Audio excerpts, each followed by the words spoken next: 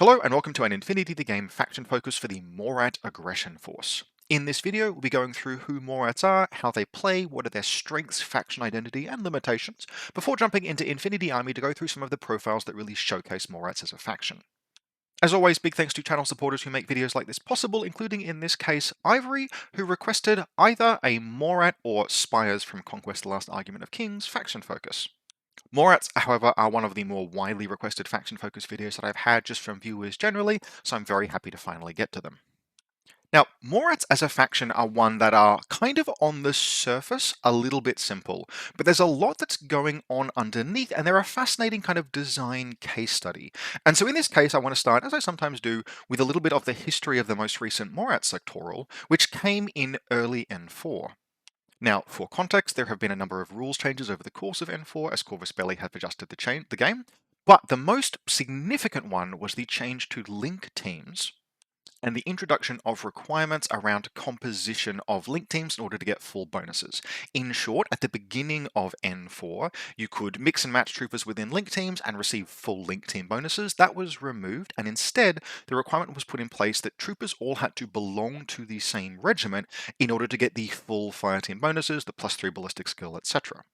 Now, there were exceptions. For example, in Panoceania, in Varuna, a machinist in the fire team's chart was listed as a machinist, then in brackets Kamau, meaning that it counted as a Kamau for purposes of composition bonuses. So you could have a fire team of, say, 4 Kamau and 1 Varuna machinist, which would count as a fire team of 5 Kamau for the purposes of composition bonuses.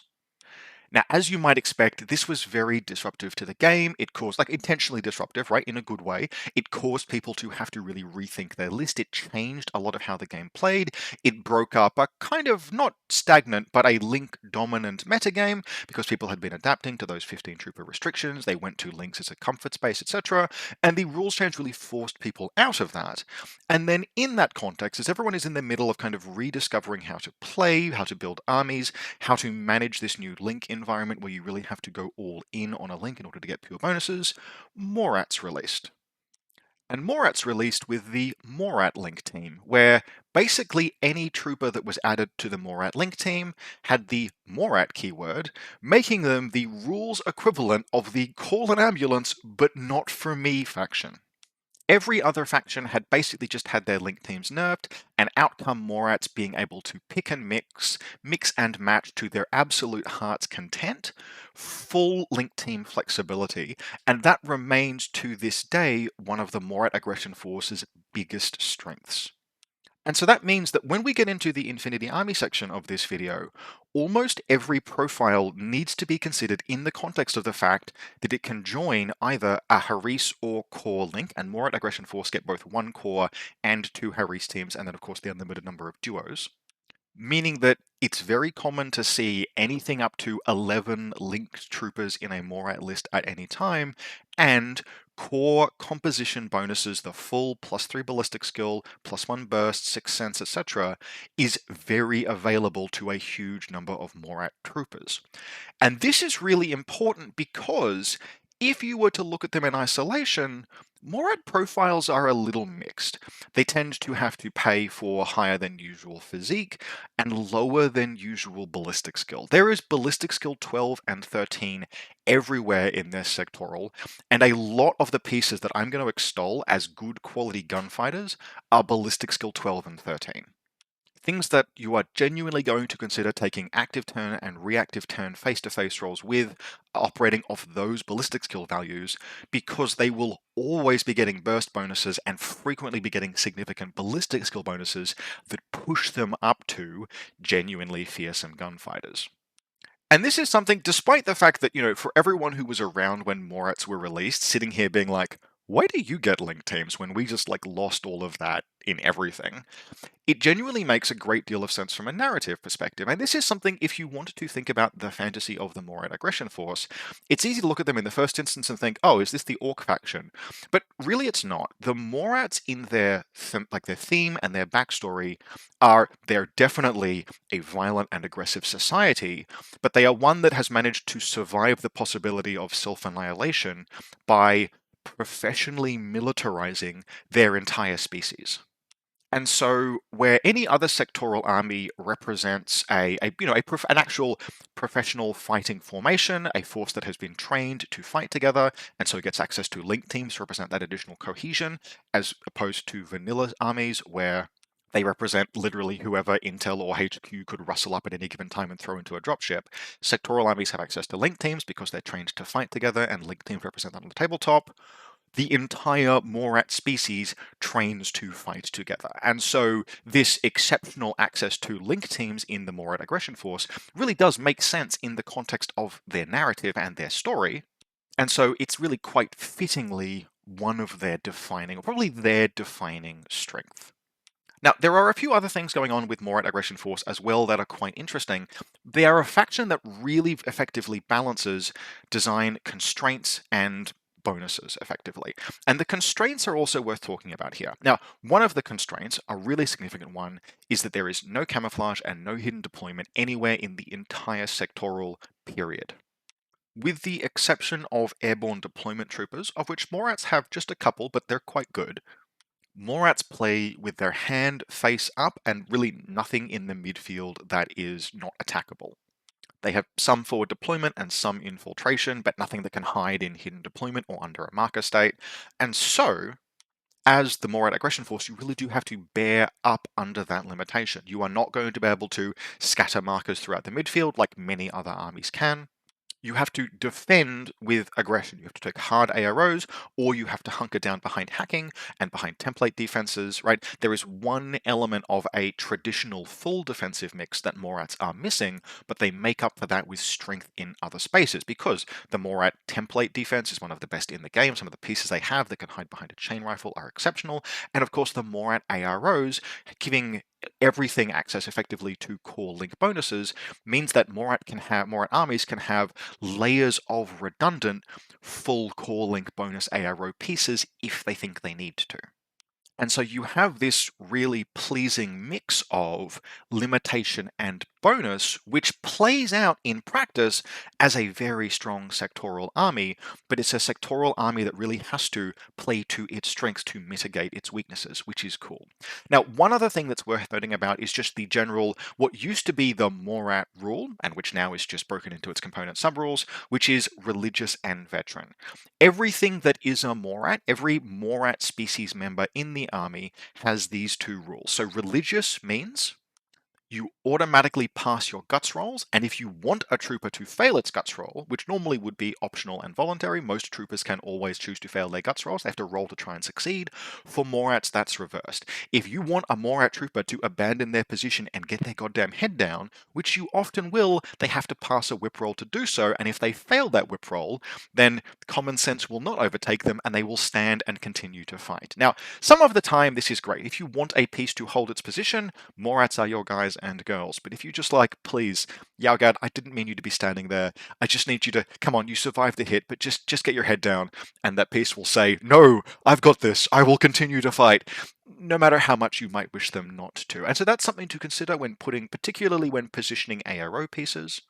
You have to be very aware of the fact that anything you commit to ARO might, against your and its best judgment, fight to the death rather than hunkering down if something emerges that they can't overcome. So you have to consider that when you're preparing your defenses. Now, normally, veteran is a rule that discounts profiles discounts a model's points cost. And in Morats, that is technically true, but it is more than counteracted by the fact that every single model that is a Morat also has the veteran rule. Veteran means that a model is immune to the isolated state and is not affected by loss of lieutenant, which is kind of a cool rule to have, but it's expensive. Veteran typically adds quite a lot to a model's profile points cost, which is only partially counteracted by the religious rule, which means that Morat troops can be a little more expensive than you might expect, particularly, and this is more visible on some profiles than others, the line infantry, the vanguards, which we'll be talking about just about first, it shows most of all on them, and the cost tends to be sort of a little more abrogated across most other models. This is where we see the Ballistic Skill 12, we see the Ballistic Skill 13, we actually see kind of lower fizz than we might expect on some pieces, although Morats have a fizz floor that is quite high. There are a surprising number of fizz 13 pieces that might somewhere else be fizz 14. But there is a small cost to be borne in terms of the veteran rule being everywhere. Now, the benefits of the veteran rule being everywhere are both subtle and overt. The overt thing that's good about having everything veteran is that if your lieutenant dies, your army is 90% fine. Yep, okay, the Gakis and pretas, they will go irregular because they're not Morats. Your remotes will lose their freaking minds and become irregular for a turn. But typically speaking, a Morat list will usually have like at least 10 troops that are Morats, maybe slightly less if you're going heavy on certain link types with the aliens, the Gakis and pretas. But you will usually comfortably be able to ride your way through a loss of lieutenant turn with minimal expenditure of command tokens. That's not the actual main advantage of everything being veteran, though. Yes, on paper, you're almost immune to loss of lieutenant. Combined Army Vanilla can do that by having Mnemonica Troopers. Chain of Command is not that expensive to put into a list. Morats, the cost of making everything veteran is far higher than the cost of just including some Chain of Command troops in a list would be. But remember, veteran has that other thing where you are immune to isolation. And when you get almost an entire army that is immune to the isolated state on every profile, it starts becoming really relevant a lot of the time. Hackers that are immune to isolation can't be affected by the Oblivion program, for example, which would typically be the preferred program to neutralize enemy hackers if you don't have Trinity, because it turns off their hacking devices. They're still vulnerable to your hacking, but they can't hack you back. Well, Morat hackers are totally immune to that, which means that the only way to stop them from hacking you is to kill them. All Morat heavy infantry is immune to the isolated state. The Morat tags are immune to the isolated state, which means that electromagnetic rounds, which would normally be really good at engaging those kind of pieces, now just inflict kind of a weak immobilized state, which is easy to reset out of.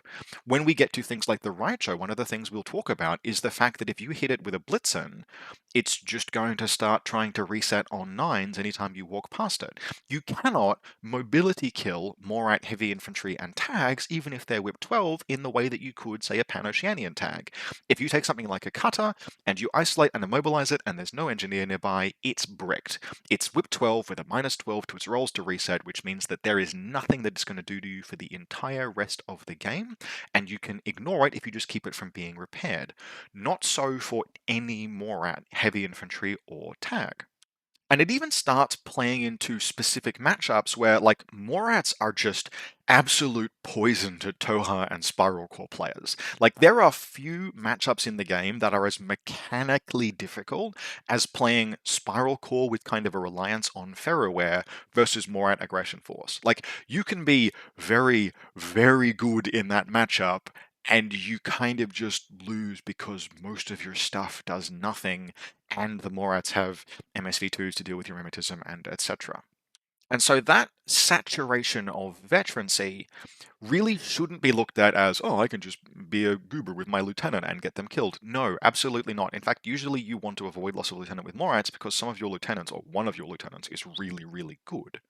Instead, the whole army being veteran should be looked at as making the Morats uniquely good at bypassing certain kinds of asymmetric warfare, where your opponent might be trying to play an asymmetric game, and against a similar kind of list that wasn't Morat, they'd be breaking your link teams with Oblivion so that they can hit them without the link bonuses, and they'd be firing EM rounds at your tags and heavy infantry. All of that stuff just stops working against Morats and starts forcing direct confrontations. And that helps the Morats play both into their theme and into their strengths as a direct and aggressive faction. And that is super cool. So, jumping into Infinity Army, just before we start looking at profiles, really more than any faction, with Morats, it's worth just first taking a look to reinforce the point at their fire team chart. And so that's on screen now. Now, there are two core options that you will typically take. The most common one is a Morat fire team. There is a secondary kind of fire team that you can build, Harry's Duo Core, which is a Tarlok fire team. And it's really just a slightly more restricted version of the Morat fire team that gives you the terrain jungle skill. This is not going to come up, at least in this ITS season, basically ever, so you will really just be building Morat fire teams. But take a look at that beauty of a fire team chart. So there are two things to note about it. The first is that the amount of stuff you can slam into those teams is absurd. You can put huge, like there are virtually no restrictions in terms of what you form them from. If you see that little star in the minimum column, that means you need at least one of any of those troops. So with the sole exception of you cannot duo a pair of Dartoks, or you can't duo a Dartok and a Rindak, for example, provided you have one Vanguard, Kurgat, Yalgat, Suryak, or Kaitok, and you will always have those in any of your link teams, you'll have at least one of those, you can build a duo, a Haris, or a core, and then you then can put a hugely flexible number of pieces in any given team. You can have up to 3 Kaitoks, up to 5 Suryats, up to 5 Yalgats, up to 5 Vanguards, up to 2 Dartok, etc. This is a hugely versatile duo, Haris, or core setup, and all of those fire team types are viable. In terms of other fire team options, there are a few to consider. Rodok are garbage, we've already been talking about them. Gadarazi are outstanding, but a bit of a meme in the full 5-person core, but you can do it. You want to throw smoke grenades on 20s? You can. But the other very big deal is the Hungry's fire team, either a Haris or a core. And when we get to them, we will talk about them in considerable depth. But just to forecast that here, it's a link team that turns 4 and 7-point irregular troopers regular at very low cost. Other teams that you have that do similar things in other factions pay for a 30 or 40 or 50-point piece for that privilege. And Osnat is a warband that costs virtually nothing by comparison. That's super cool and super powerful. And so all of this collectively plays into, as we mentioned already, link teams being a Morat, like the Morat thing. You can actually build, it's almost a meme, like you can build a Morat list which has 15 troops that are all linked at deployment. You just need to accommodate 2 duos, and there are some surprisingly good duos in Morats. But as noted, in practice, a lot of the time, you're going to have 10 or 11 linked pieces all the time in your lists. That is super powerful, but it will impact your list construction. Think about everything that we were about to talk about in this section in the context of how it links. And so, in terms of links, we are starting with those most basic of babes, the Morat Vanguard Infantry. Now, 14 points for a dude with a combi rifle. This is where we start to see how expensive Veteran can be, even with the religious discount. Although to note, Ballistic Skill 11, yay, Ballistic Skill 12, that's the kind of thing that you will see on a lot of Morat troops, so Fizz 12 rather. You will see that kind of Fizz floor on Morats being quite high, even Vanguard Infantry are Fizz 12. Now, in any other faction that would be using light infantry as the basis for a link, even adding things to it, we'll be talking about a lot of the profiles that you might use to bulk out a link and make it quite viable. Not so in Morats, we do not give a rat's about 90% of these profiles. In fact, there are only 2 profiles that we really care about at all here. The first is the lieutenant, because sometimes you don't want to pay for the best lieutenant in the game or thereabouts, because he's really expensive. Don't worry, we'll get to him next. And in that circumstance, you just want a cheap person that can go in a link and provide bonuses. You can take the Vanguard. It is viable. Optimal is a question, but in certain lists it will be the thing that you want to take, and you'll just wear that ridiculous 1 SWC cost, which is the you aren't Cornac tax. Sometimes you just need a 14-point lieutenant, and he will serve that ably, and you don't need to take a second dude to be a decoy because your army is Morats, and they're not going to break if you lose the LT. The more important profile here is the Vanguard Paramedic. All of this talking I've been doing about how Morats have fairly high Fizz floors in their list, lots of Fizz 12, Fizz 13, Fizz 14. Yeah, you take paramedics in Morats, and there actually aren't like a huge number. There are a couple of paramedics. Some of them are quite good, but realistically, the Morat Vanguard Paramedic is your source of a dude to fire adrenaline darts into people to make them stand back up. Because he can join any of your Haris teams that you're building that are the basis of the Morat team, or your core Morat team, you can just put one in there. You need some link filler. He does the job. You can easily have 1 or 2 Vanguard paramedics in a list, which is, relatively speaking, a very low cost for some ability to force reconstitute. You can otherwise pretty safely ignore every single one of these profiles otherwise, including the comlink, because I don't think anyone plays reinforcements anymore. Now, from one link filler to another, Kornak Gazarot, Superior Warrior Officer. Okay, now, yes, link filler. I did just call him that because, typically speaking, Cornac's role is to jump into a 5-person link team to help provide composition bonuses for the guns in the team, and really only be a fighter of last resort, despite the fact that he is one of only, I think, 2 ballistic skill 14 models in the entire sectoral, and because he can be linked, is the only model in the entire sectoral that can actually get up to ballistic skill 17, which is actual big boy numbers. The reason why we are taking Cornac is because he has Lieutenant +1 order and Strategos on a profile that doesn't cost like 100 points. That's a really big deal. Now, 45 points is not cheap. It is more expensive than a number of other Strategos lieutenants, but Lieutenant +1 order and Strategos means that Cornac adds both the regular order you get for taking him and 2 extra regular orders into the order pool, because he's converting those 2 lieutenant orders into regular orders with the Strategos skill. Strategos 1 also is enough to get you the extra reserve, which makes him, even if he did nothing else, would make him tremendous bang for buck in Infinity N4, where it's very difficult to exceed the like 15 or 16 order count. Not so with Morats. Morats will have orders out the absolute ass. Half of that is from Cornac, and half of that is from, look, we're going to see some tactical awareness profiles, don't you worry. And so basically for this reason, if you are starting Morats, put Cornac in every list. Just put the Lieutenant +1 order 45-point profile in every list. Once you have a handle on the faction, you will start realizing that actually that saving those 31 points and taking the cheaper Vanguard is something that you will do occasionally, because 31 points is a lot of points and starts letting you flex in ways that you otherwise would be a bit constrained of if you commit so much of your army to your lieutenant. But to start with, by God, this man is one of the best lieutenants in the entire game. And on top of the fact that he is just slamming 3 regular orders and an extra reserve into your army, he is a natural born warrior, decent close combat, berserk, no wound incapacitation, shock immune, like absolute Chad of a profile. It is very possible to come down to the wire and have Cornac just be one of those troops that's like, oh yeah, I'm just going to shoot people to death with my Mark 12, and it's totally fine because I am Cornac Gazarot.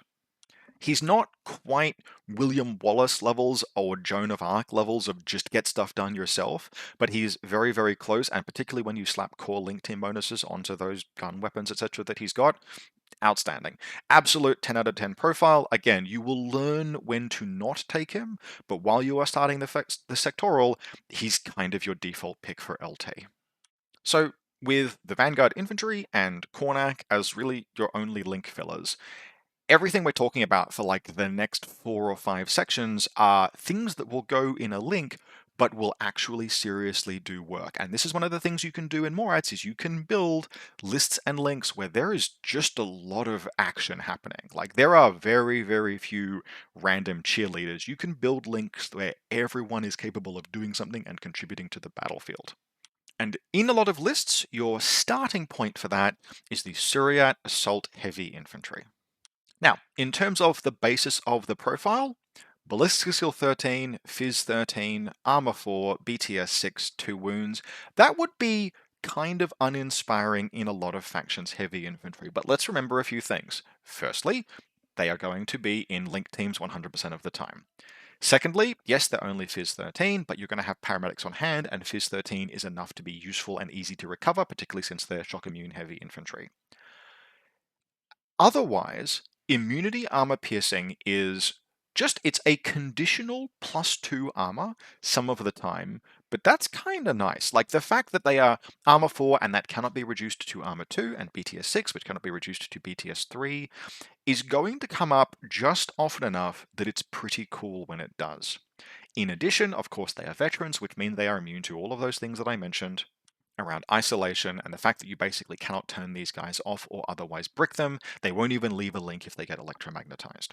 Now, in terms of profiles, one thing to note: no specialist here. Suryat Assault Heavy Infantry are not going to try and accomplish missions. They are not capable of doing so, apart from some classifieds. Their job is to fight. They will cover specialists as part of the advance. There are a few profiles that are very cool here, but the ones to call out in particular are the Heavy Rocket Launcher MSV-1, and then the Tactical Awareness Tinbot, tactical awareness heavy machine gun with or without Tinbot. The HRL is your discount profile, and frankly, at 35 points, it's kind of a steal. It's got an MSV1, which fine, good, yep, happy with that. Good to have in links.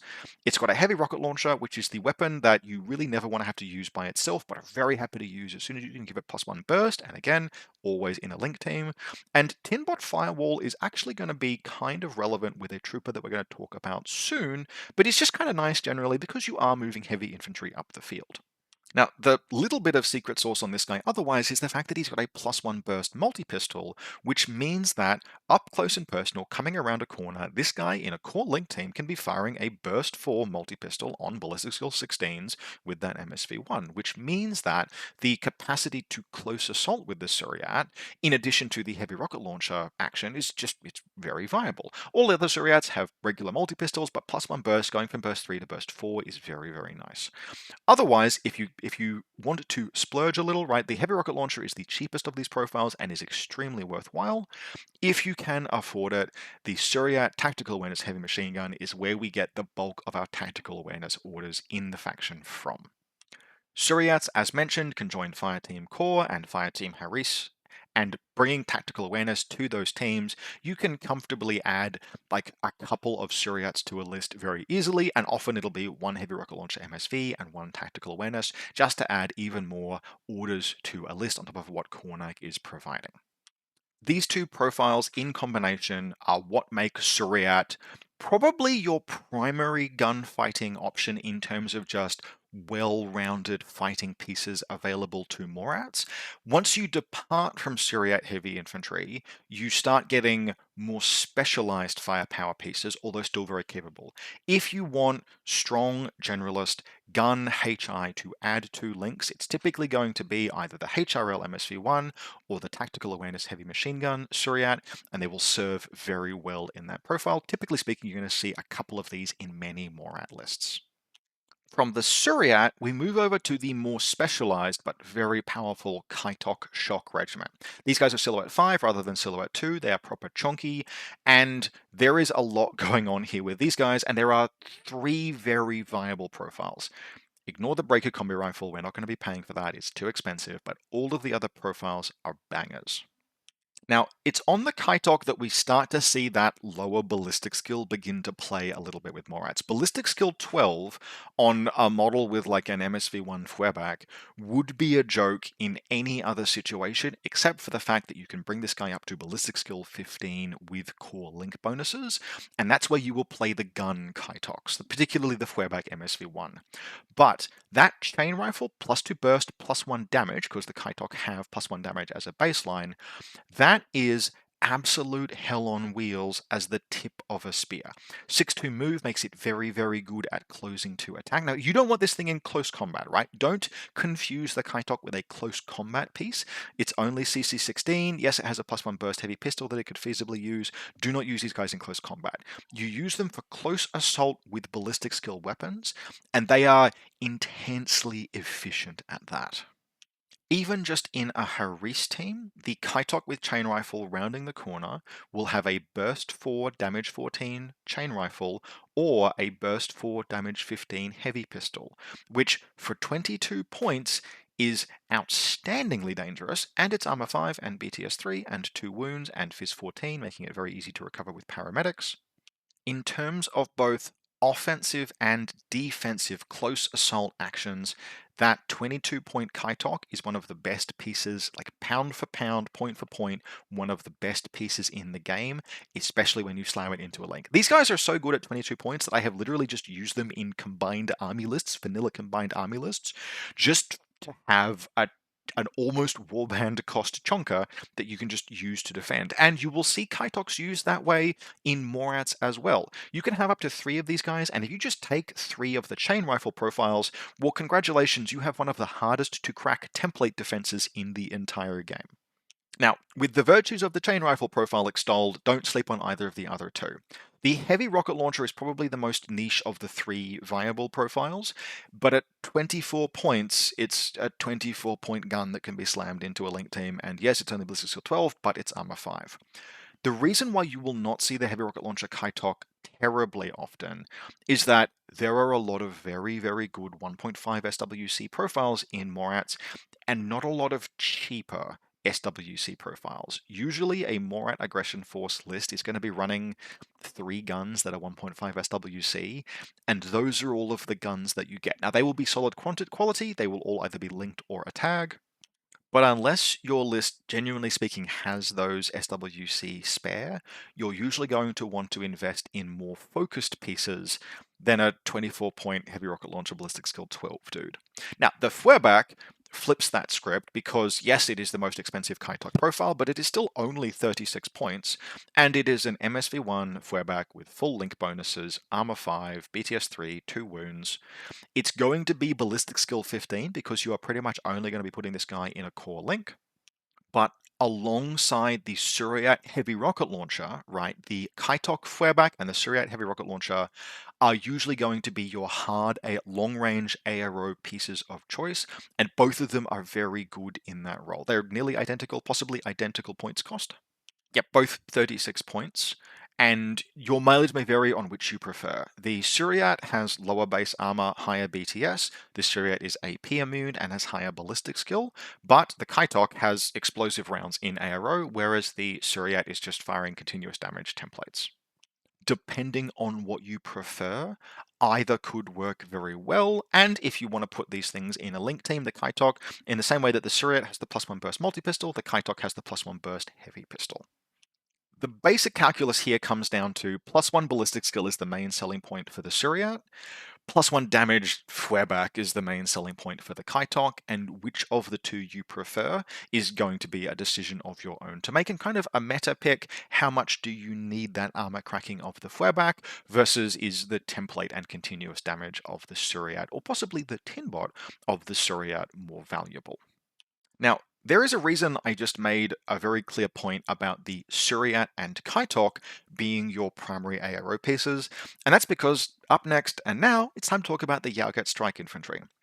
There is basically just one profile that we care about here, and that is the multi-sniper rifle +1 burst. So the rest of the profile, this is an elite troop, medium infantry, ballistic skill 12, armor 3, BTS 6, armor 3, BTS 3, MSV 2. It has number 2, which is kind of nice. But most of these other profiles, and frankly, any of these profiles in any other faction, would kind of have the curse of the medium infantryman, where it's just one wound, and you don't want this thing taking fights that aren't hugely advantageous to it. And that is why I am saying it's the heavy infantry that are your ARO pieces, because one thing that you almost always see new Morat players do is they get told the multi-sniper rifle +1 burst Yagat is an absolute killer, and it is. It is incredible. It is not an ARO piece, and do not put it on ARO duty. It has one wound, it is not shock immune, it will die, and you will lose one of your most powerful active turn pieces trivially to some random big robot. You keep the Yaogat's head down until it is time to shoot in active turn, and then, if it was beneficial, you throw some smoke, and then you fire MSV2 rounds, burst 4, multi-sniper rifle, ballistic skill 15 because of the link teams. All of these link team bonuses stack with the multi-sniper rifle. You have a burst 4 MSV2 multi-sniper, which is downright outstanding. There is nothing in the entire game, I guess except albedo troops in the first turn of the game. There is nothing that the Yaogat is not a threat to. The Avatar fears the Yaogat. The Cutter fears the Yaogat because smoke comes down and all of a sudden the Yaogat is firing on 15s and these other pieces are firing on 9s at best, assuming you haven't caught them at bad range. The sniper is an absolutely outstanding active turn killer, and you have to preserve it so that it is able to do that work and project that threat. And for that reason, just once again, do not put this thing on ARO duty. If you play Morats and you are losing with Morats, ask yourself if you've been doing that, because it's one of the primary ways a Morat list can become unpicked. It's losing the one wound Yaogat to something in reactive turn. If you just don't do that, absolute killer of a piece.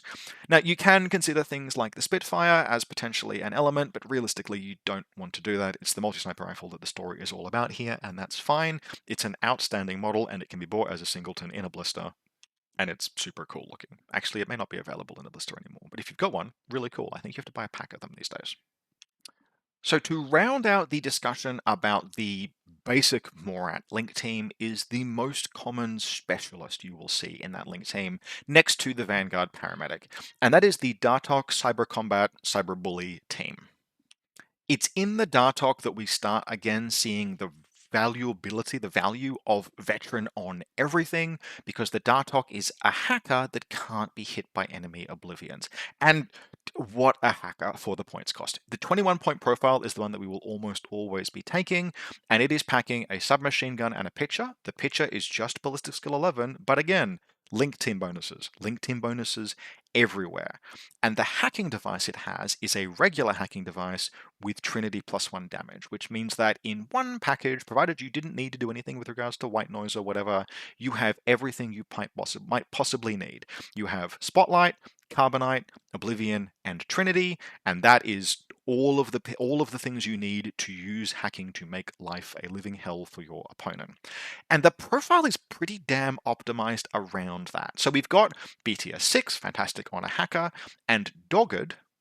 And Dogged is pulling a special duty here with regards to veteran, because if you have the Dartok, he's doing hacking AROs, and your opponent is trying to put him down, it means that your opponent, the only option for putting a Dartok down with Infowar, because it's a veteran, the only option is Trinity, and Dogged really makes a difference in that kind of situation. Pushing through Dogged hackers that can't be Oblivioned is a huge pain and can take a lot of time and pose a lot of risk.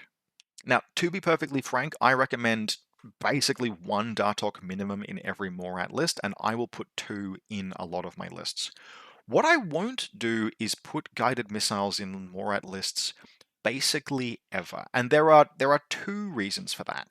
The first is, as I mentioned, Morats are SWC hungry. If you've taken a Dartok, okay, cool, that's already locking yourself out of multiple 1.5 SWC guns, because there are very, very few 0.5 and 1 SWC weapons. So basically, there are no credible Apex gunfighters in Morats that don't cost 1.5 SWC. So as soon as we take a Dartok, we're down to 3 minimum. And if we take guided missiles, that means we're down to 2 Apex gunfighters minimum. And you can make a list work with 2 Apex gunfighters, but it starts to get a little thin. The other reason is that Dartok, they're whip 13, and you are not going to find a better hacker in Morats. And trying to spotlight off of whip 13 as like a primary strategy in your list in order to score kills is a bit of a mug's game. It is very easy to blow an entire turn accomplishing almost nothing if your plan offensively hinges on whip 13 spotlight rolls. And so for that reason, I'm generally not going to take Dartok as part of a missile package, because I don't think it plays into how Morats wants to play. Now, you can experiment with it. You may find that it works really well for you. And if there is a niche there that's worth exploring, it is probably the throw out some pitches and then take reactive spotlights with multiple Dartoks and make your opponent's life very annoying that way. And that could work as a strategy if you are prepared to make the reduced SWC on big guns viable, which it could well be. But look, overall, Dartok are one of my favorite pieces in the game. They combine a hugely efficient hacking package with just a few extra rules that make they are really miserable to deal with, and I appreciate that in a troop profile. Now, just to pause here to reflect for a moment, we are 6 profiles into the profile showcase, and every single one of those 6 profiles will typically appear, sometimes in multiples, in every list. There is a huge, like 6 separate troop types. All of them appear in almost every Morat list in different combinations, and we're not done with that yet. The Osnat is the next of those pieces that you will see a lot, and it's not that much of an impost on lists to fit one in. Now, we mentioned before, right, Morats have multiple different link teams, and one of their Haris and core options is the hunting link, which starts with a Morat, Osnat Hunting Regiment. Now, there's generally only one profile that we're going to be using as the basis for the link. Technically speaking, you could use either the FTO Combi Rifle Smoke Grenade Launcher or the FTO Vulcan Shotgun. I am telling you just to use the Vulcan shotgun smoke grenades. Two reasons why. Firstly, smoke grenade launchers are just hugely unreliable. This link is not going to be getting composition bonuses. You do not want to be firing Ballistic Skill 11 smoke grenades. You want to be throwing Fizz 13 smoke grenades. And secondly, the Osnat is just Ballistic Skill 11. You don't want to be gunfighting with a combi rifle. I don't care how linked you are. The Vulcan shotgun, on the other hand, that thing is a threat. And for only 2 points, look, just ignore the 16-point profile. It does not exist. 18-point Vulcan shotgun, smoke grenade, Osnat. What do we get for those points? Well, it's not the most efficient warband in the faction, but 18 points to unlocked, linked, irregular, turning into regular warband in terms of the Gakis and the pretas, which we'll get to next, is an absolute steal. Again, in other factions, you'd be paying 21, 31 to 40 something points for that privilege. In Morat's, we are paying just 18. And as far as she goes, she's not a bad warband. 6-4 move forgives a lot of sins, particularly when she's got that linked Vulcan shotgun, and she's okay in combat. DACCW, CC21, Martial Arts 1, she is exactly good enough that if she just ends up in melee somehow, you can kind of leave her there and she's a bit too difficult for your opponent to remove. It's the Vulcan shotgun really that you're going to be getting most of your kills with the Osnat, although frankly, a lot of what you'll be doing with the Osnat is driving the Hungries and the Pretas forward. Now, small shout out to the 26-point Sync Preta profile. Frankly, this thing is way too expensive. 26 points is kind of, it's a few points too many, realistically speaking, but it is kind of cool. It's impetuous, it has the Preta, and it's synchronized. You get 2 models for the price of 1, and in a faction like Morat, there's no other way to get disposable synchronized models, and so for that reason, look, I have actually never had bad results running the Osnat Sensor with Sync Preta. I haven't necessarily had better results than spending those same points on things like Datarazi, but I've never had a bad game with one. It is a fun piece that really makes full use of the impetuous orders, etc., impetuous activations rather, and the synchronized profile. You play it as a synchronized assault team. It is serviceable in that role. Try and get the Preta killed first, but it is a Preta. It's a full Preta with, Dogged and everything. It's a fun piece, but more of a spice element than the core of a list, whereas the 18-point Vulcan Shotgun Osnat will almost always be seen, at least in many of my Morat lists, alongside some Gakis and some Pretas. And so, speaking of Gakis and Pretas, we'll show both on screen as we go through the course of this discussion. They are the very cheap, irregular, disposable aliens that we scraped out of the bottom of a ship and threw into battle. Both of them are 6/6 warbands, which is very rare in the game, particularly since Tagas were nerfed. And both of them are solid on their own merits and outstanding when put in those link teams. So both profiles share 6/6 move, CC20, only CC20, no martial arts or anything. Fizz 14, low whip, no armor, no BTS. The Gaki they both have climbing plus as well, which is very nice on a 6/6 profile. The Gaki has Berserk and Explode, which means that for 4 points, you can just missile this off into something. It's particularly good at going after things like, for example, Masai Morans, but anything that's just going to hit you with like a chain rifle or a boarding shotgun or a combi rifle in ARO, because that gives you the highest likelihood of Explode triggering. Explode will only trigger if you go unconscious, not if you go all the way to dead. Ultimately, though, these guys are 4-point regular orders most of the time that then just get to make a berserk attack that has a good chance of killing something that is worth a lot more than 4 points. The more expensive of the two profiles are the Pretas, which are a whopping 3 points more expensive at 7 points. All of the same stuff, but they give up Explode and Berserk and gain Dogged and a chain rifle. They just have a chain rifle. Outstanding. If they're linked, this makes them a Dogged, able to take cover because their impetuous will be suppressed, burst 2 chain rifle, which is a very annoying piece to try and bypass, particularly for 7 points. And on the attack, you can do things like move them into close combat, threaten the burst 2 chain rifle. If your opponent dodges, make an attack, and then just leave them there, and they're your opponent's problem now. Frankly, you can also just have either of these two warbands free running. The only downside, or the only, not downside, but the thing you have to take to maximize pieces like the Gakis and the Pretas when they are free running is impetuous smoke to get some smoke down for them when they use their impetuous activation so that they aren't just at the mercy of your opponent's guns. And if you have an Osnat, then you just have smoke in the link team, and the Datarazi, which we'll deal with next, fit perfectly into that role. So you can take these things, even just not as part of a link team, just I've taken 13 troops already, and I've got 8 points left. I'm just going to add 2 Gakis in, and they will do well over 4 points each worth of work. Overall, these two models, they are the OG of cheap, irregular alien warbands, and although the Taiga creatures very briefly eclipse them, I would say these guys, the competition is very close, and in Morats, I'm very happy to have Gakis and Pretas. Now, if you're thinking about how to set the Link team up, generally speaking, equal weight of both is fine, but you just use them to balance out your points. If you're running an Osnat core, yep, it's usually going to be 1 or 2 Praetors, 2 or 3 Gakis. That's usually a pretty good mix. Yeah, try and get to 2 Praetors and 2 Gakis if you can, but you don't need more Praetors than that. If you're running a Haris, 1 of each, 1 Gaki, 1 Praetor, and 1 Osnat is usually a good choice. If you're running them independently, free running, totally fine as well.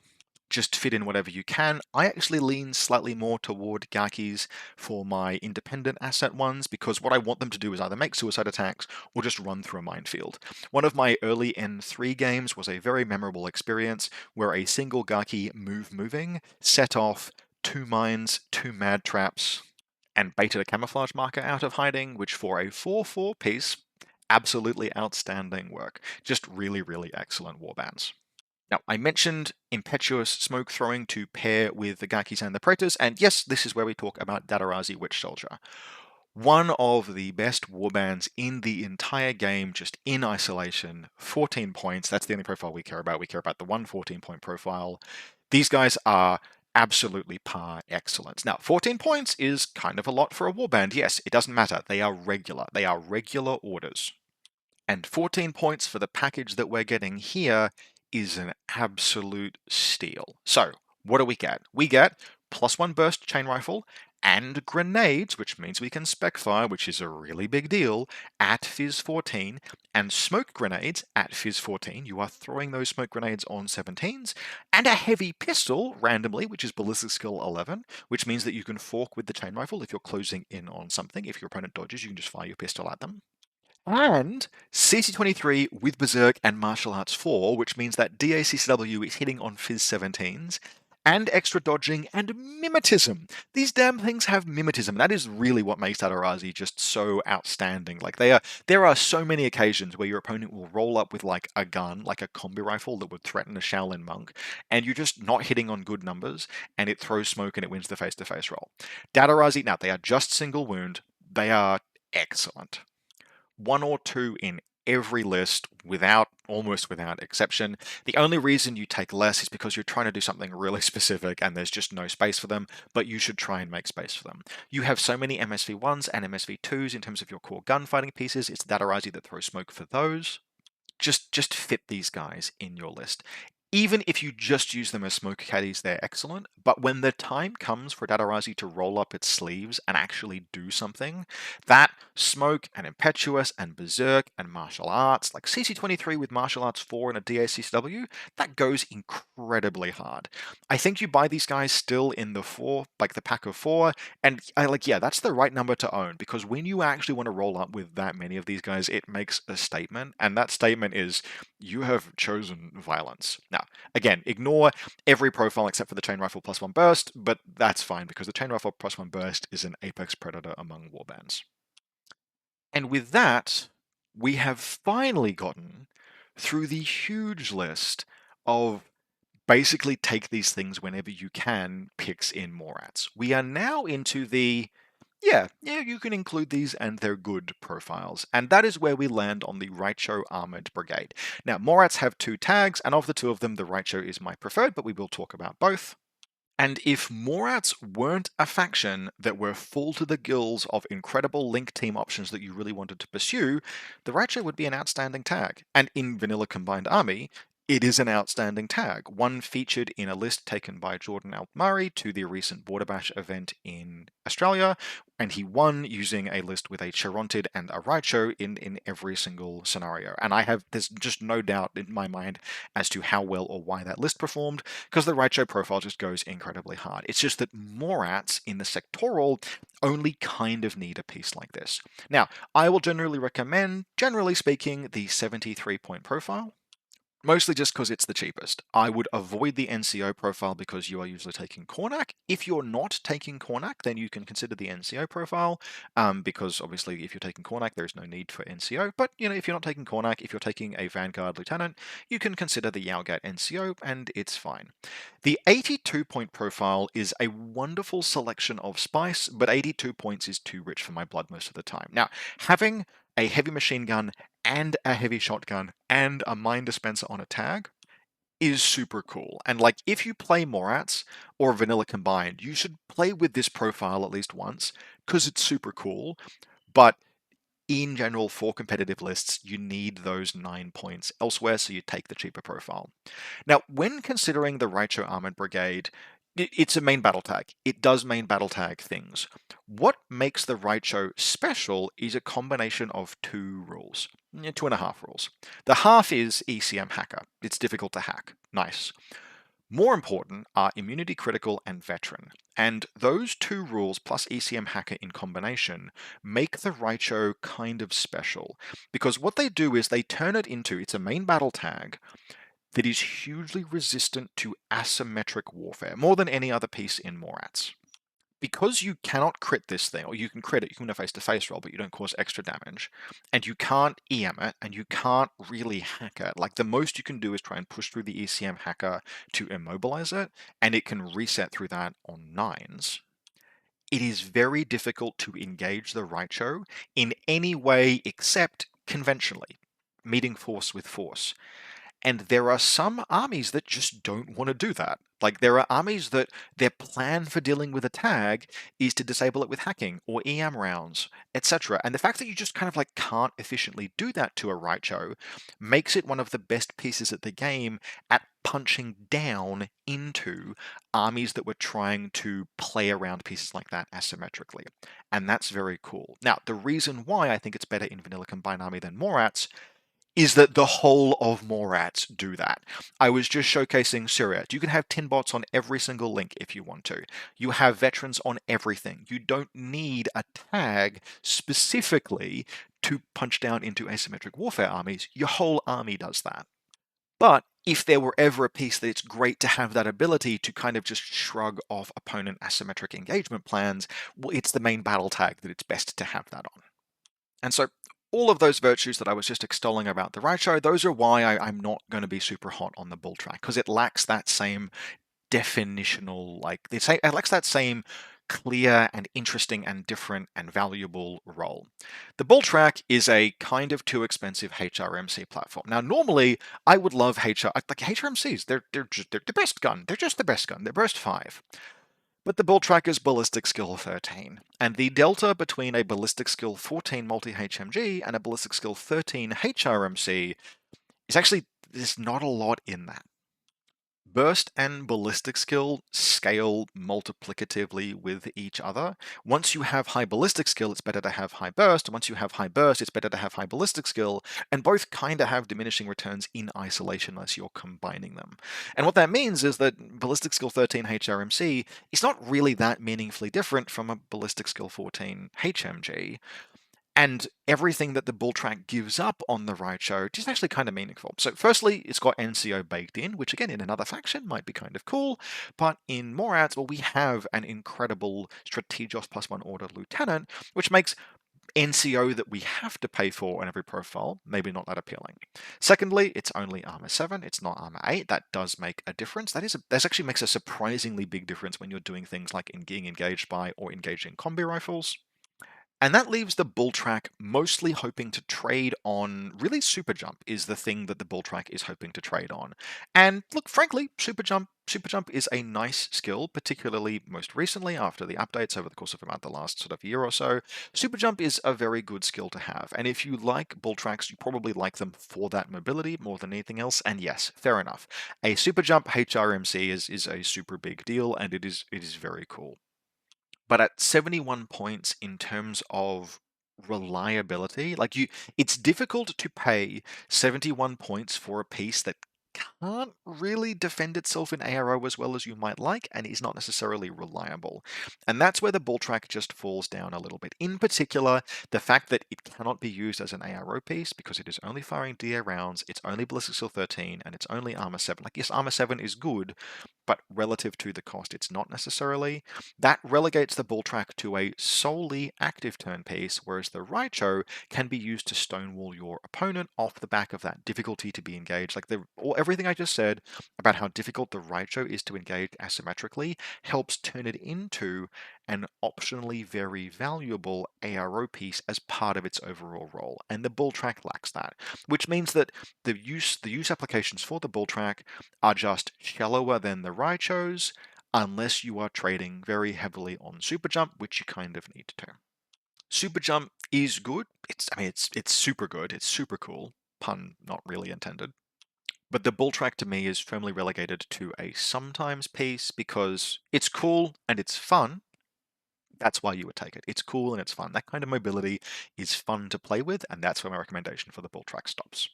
Now, we're getting low on time here, so there are just a couple of pieces that I want to showcase otherwise in the, hey, consider these, experiment with these. These are a spice in a list for the Morats, because so much of the Morat faction is just like, yeah, no, this is good and you should just take it. The Rindak Emergency Brigade actually kind of straddles that line. Now, these were a piece I was actually kind of not super sold on for quite a while, and I have come around to, mostly off the experiences of other players. This is an absolute kitchen sink of a profile. Like, there is a lot going on, and a surprisingly large amount of it is really super good. But what we're starting with is these things are your second good medic profile. So your first good medic profile is just the Vanguard Paramedic, which goes in core links. Now, the Rindak Emergency Brigade, although it can be included in Morat links, it's actually not considered a Morat, so it will break core composition bonuses, which means you are taking either the FTO just in a Haris team, or you are taking the unlinked version as an independent operator, and that's the forward deployment versions. Now, every Rindak is a paramedic with a medikit +1 burst and ballistic skill 12, which means in a link you're firing a burst 3 medi dart, which with so much solid fizz in Morats is very reliable. And then the rest of the profile just has a ton of like kitchen sink stuff going on.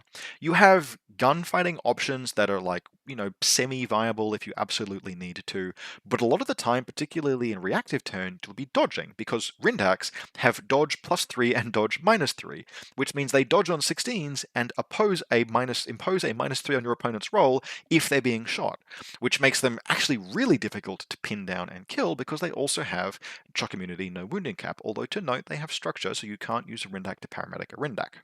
They also have Sensor, which is just randomly really good some of the time, and Immunity Critical, which plays even further to the fact that it's always just a little bit more difficult to kill these things than you'd expect. And they're 6-2 with Climbing Plus, which means they're very good at getting places to recover troops, for example, that you might not otherwise be able to. Just overall, they're a little too expensive to auto-include Windmill Slam into a list, but especially if the mission load-up that you're playing includes paramedic bonuses or requires you to do lots of classified objectives, for example, highly classified, the Rindak is kind of a goer in a few of its different profiles, well worth considering. Now, the last and final piece in the this is some spice category is a model that is not here because it's kind of good sometimes. The Rassiat goes super hard. It is one of the most fearsome things in the entire game. You just don't want to take it all of the time. Now, the Rassiat is one of two airborne deployment troopers. The other is the Dropsuit Tariat, which we don't talk about because we don't have time, but it's very cool. Also, we'll be talking about Zerats. They're cool, we just don't have time.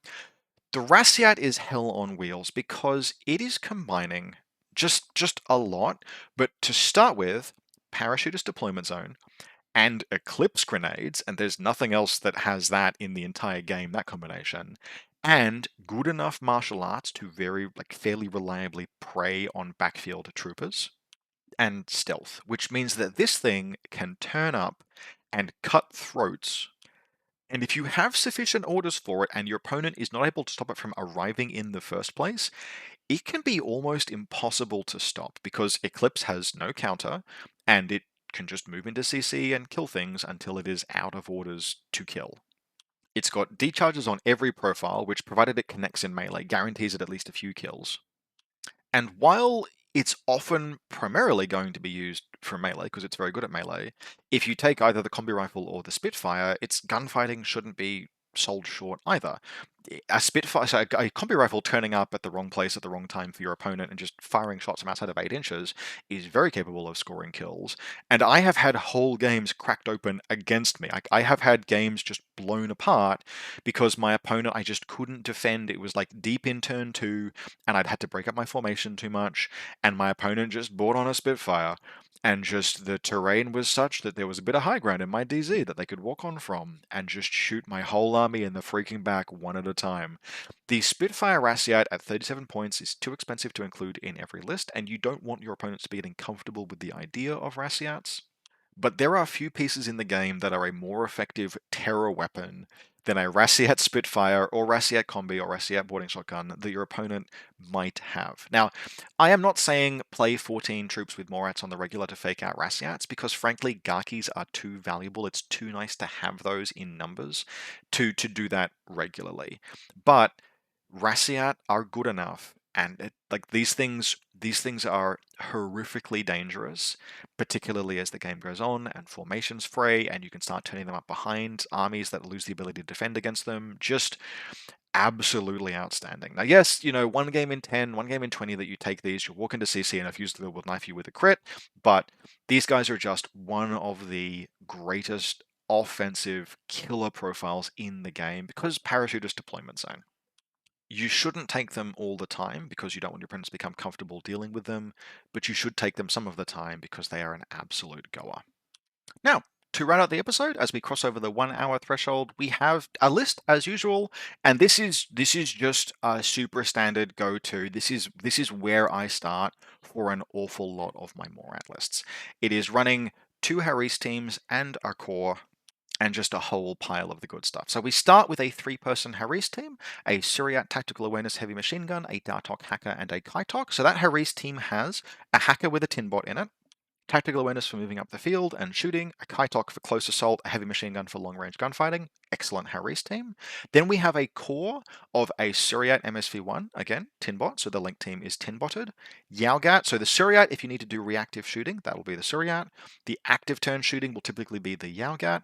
A Dartok Hacker, so again, we have a Tinbotted Hacker, Kornak, and a Vanguard Paramedic.